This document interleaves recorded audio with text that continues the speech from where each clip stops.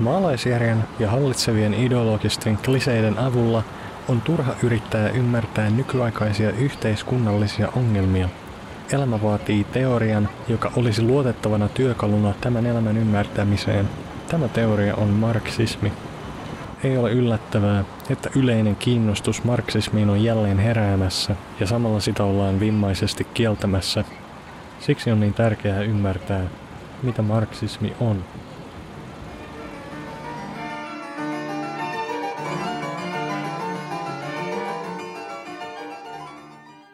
Filosofit on jaettu materialisteihin ja idealisteihin riippuen heidän antamastaan vastauksesta kysymykseen ajattelun ja olemisen suhteesta, eli hengen ja materian suhteesta.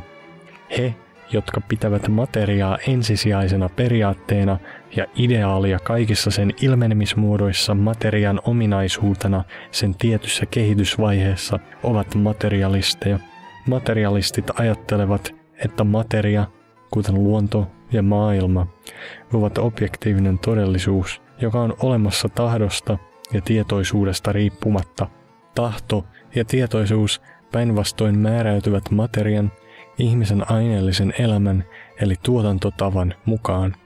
Materialismi ei ole pelkästään aineellisen maailman olemassaolon tunnustamista.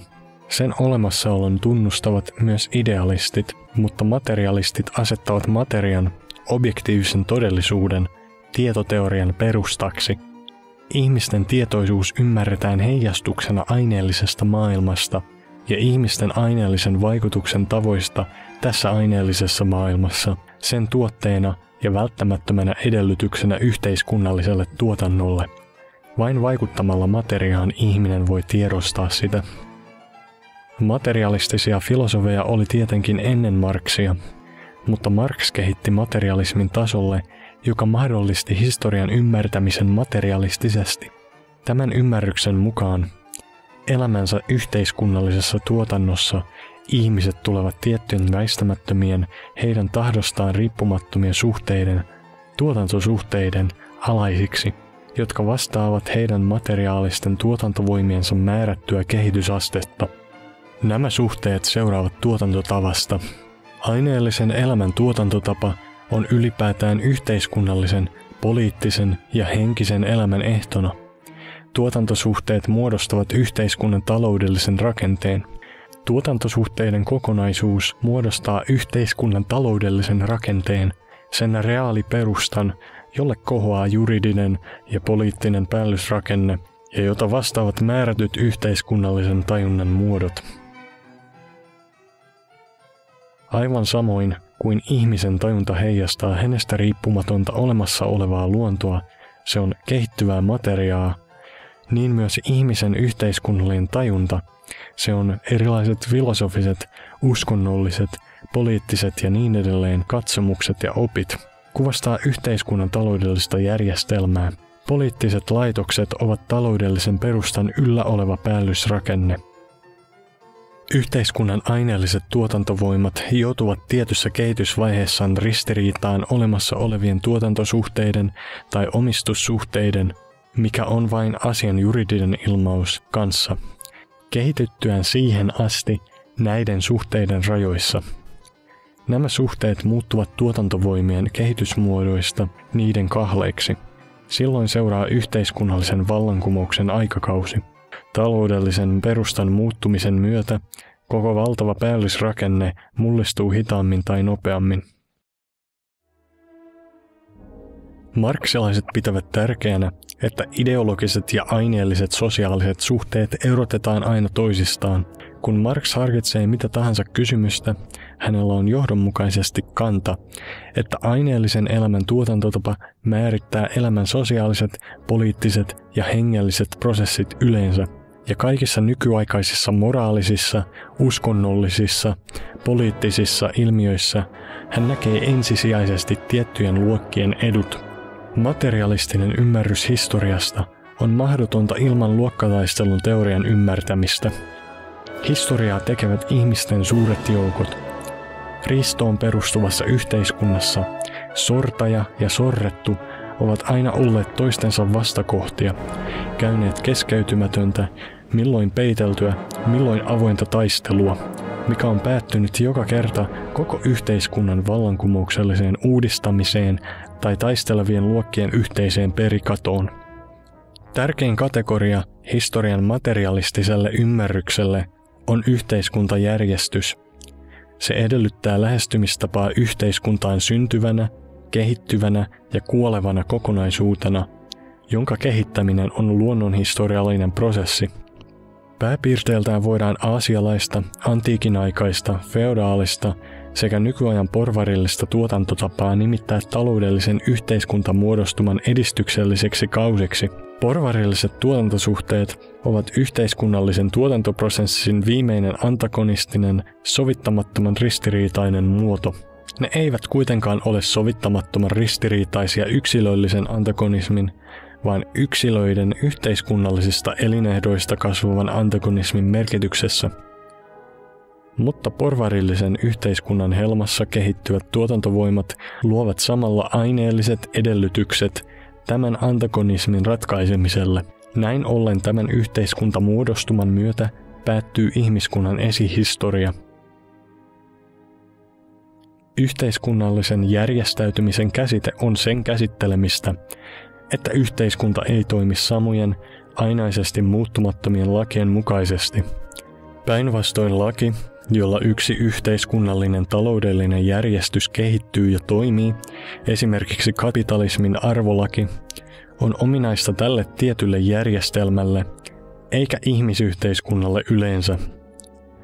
Nykyaikaiselle marksilaiselle, aivan kuten Marxille itselleen aikanaan, on tärkeää löytää häntä kiinnostavien ilmiöiden laki, mutta ei vain yksi laki, jota ne noudattavat valitussa muodossa ja siinä keskinäisessä yhteydessä, kuin ne määrättynä ajankohtana tarkastettaessa ovat. Hänestä on vielä ennen kaikkea tärkeää niiden muuttumisen, niiden kehittymisen laki. Se on se laki, jonka mukaan ne siirtyvät muodosta toiseen, toisesta keskinäisen yhteyden järjestyksestä toiseen. Tällainen menetelmä ei ole vain johdonmukaista materialismia. Se on dialektista materialismia. Dialektiikka on nykyaikaisen materialismin logiikka ja teoria.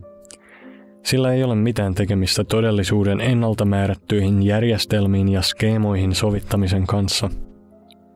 Dialektiikka on kehityksen teoria, joka ei toteudu pelkästään rakenteiden ja yhteyksien kasvuna ja mutkistumisena, vaan eritoten vastakohtien taisteluna. Se keskittyy kehityksen sisäiseen lähteeseen, sen liikkeelle panevaan voimaan, jonka marksismi näkee aineellisen maailman todellisissa ristiriidoissa, toisensa poissulkevien vastakohtien taistelussa. Tämä poissulkevien vastakohtien taistelu on absoluuttista, niin kuin on absoluuttista kehitys, liike.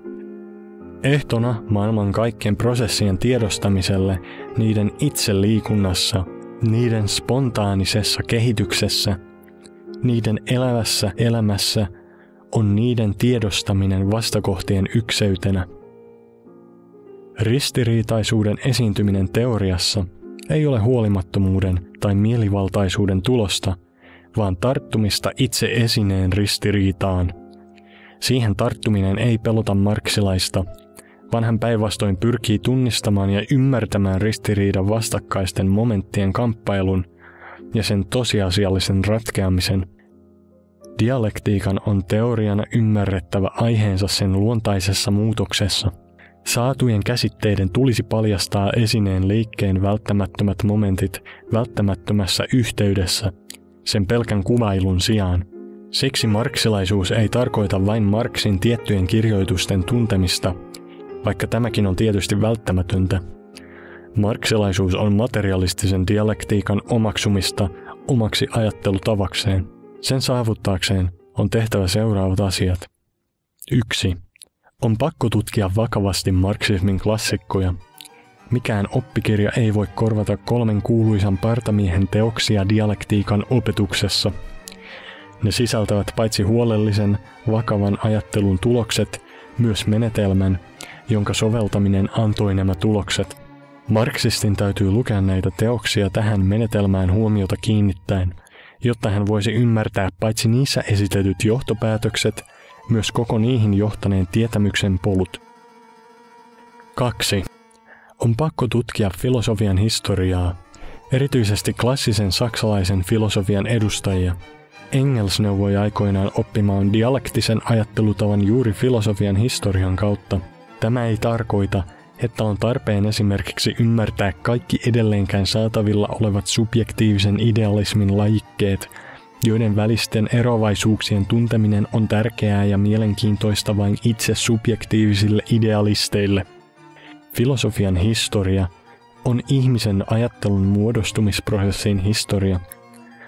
Aivan kuten ihmiskunnan historiaa tulisi tutkia yhteiskunnallisen elämän, toisin sanoen viime kädessä tuotantotavan vallankumouksellisten mullistusten historiana, filosofian historiaa olisi tutkittava ajattelutavan vallankumouksellisten mullistusten historiana, kyetäksemme näkemään sen ratkaisevat solmukohdat.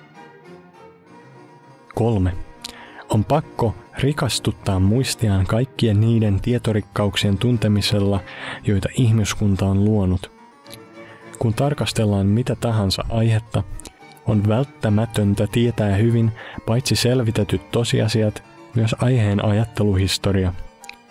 Marx ei nimennyt pääomaa poliittisen taloustieteen arvosteluksi sattumalta, vaan koska se on nimenomaan kaiken tästä tutkimuskohteesta kasautuneen ideologisen taakan arvostelua, erotuksena pelkän tavanomaiselle kirjalle tyypillisen oman näkemyksen esittämisestä. Marksismi on sosiaalisen elämän kehitykselle välttämätöntä tietoisuutta sen kokonaisuudesta. Siksi se ei ole filosofiaa, poliittista taloustiedettä tai sosialismin teoriaa erikseen tarkasteltuna, vaan näiden kokonaisuus, eikä pelkästään sitäkään. Marksismi edellyttää kaiken inhimillisen toiminnan osa-alueiden tutkimista käytännön kehitystä varten. Tähdennettynä, marksismin sydän on tiedostamisen menetelmä. Materialistinen dialektiikka. Marksismi ei ole kokoelma lainauksia ja valmiita reseptejä kaikkiin tilanteisiin. Se ei sisällä utopistisia suunnitelmia yhteiskunnan uudelleen järjestämiseksi tai mietiskelyä siitä, miten työntekijöiden tilannetta voisi parantaa menemättä kapitalismin ulkopuolelle. Tällaiset mielikuvat ovat tyypillisiä ja niistä varoitti Lenin. Marksismista on tultava tieteellinen tietoisuus nykyaikaiselle, työvoimaansa myymällä elävälle ja lisäarvoa luovalle palkansaajien luokalle. Se on teoreettista ajattelua, jota luokka tarvitsee paitsi selittääkseen ja ymmärtääkseen sosiaalista maailmaa ja omaa asemaansa, myös muuttaakseen sitä. Ihmiset kykenevät muuttamaan jotain vain kohteensa logiikan mukaisesti. Siksi marksismi, antamalla riittävän käsityksen tästä logiikasta, on välttämätön edellytys kaiken käytännön onnistumiselle.